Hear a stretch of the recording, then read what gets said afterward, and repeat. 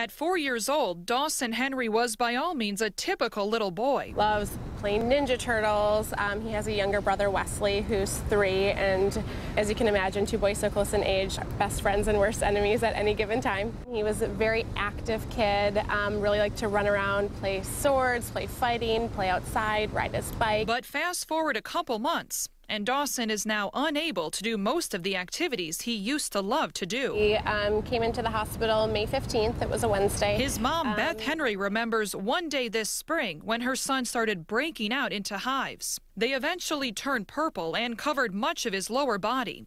Dawson was diagnosed with purpura fulminans, an infection that affects the skin and soft tissue and has only been seen here in a handful of patients within the last 20 years.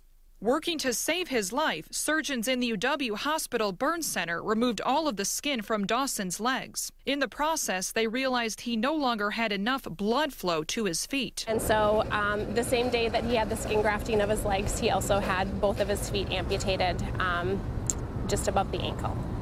So, an incredibly difficult procedure for anyone to go through, let alone a child. He's 4.5 years old, and with the purple, as he called it, on his legs, how this all started, that made him terrified to see his lower body.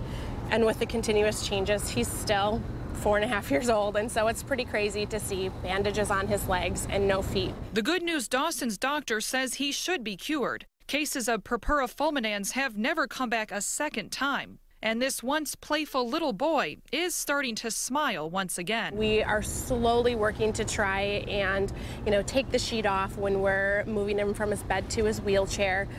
Talk about this is your legs and that's okay. Beth says as soon as Dawson is stronger and in less pain, he'll be fitted for prosthetic feet and could be using them by December. He's going to have those feet and he's going to be chasing after his brother, running circles in the house within the next 6 months or so.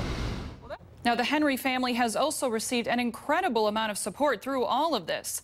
Dawson's mom, Beth, says the way she's coped with everything is by blogging about both the good and challenging moments. She's gotten tons of responses from that, and her brother also created a donations page to help Beth and her husband pay for the medical expenses. And they also have yellow Dawson Strong wristbands that people can buy as part of fundraising efforts.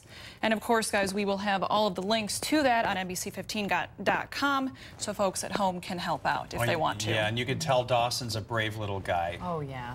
Yeah, and his mom said that I couldn't see him because he is still recovering, but that his little brother is actually helping him out a lot because, as she mentioned, he's 3 years old, and he got to see him without his feet, and he wasn't even fazed by it at all. Yeah. He just said, can I go back to playing with the iPad? Right. So him not being scared is helping Dawson, so he's not scared. Important perspective from kids, and great to have Yes. sibling support. Exactly. Madeline, thanks. We thank them for sharing that story, and thank you for it, Madeline. Thanks.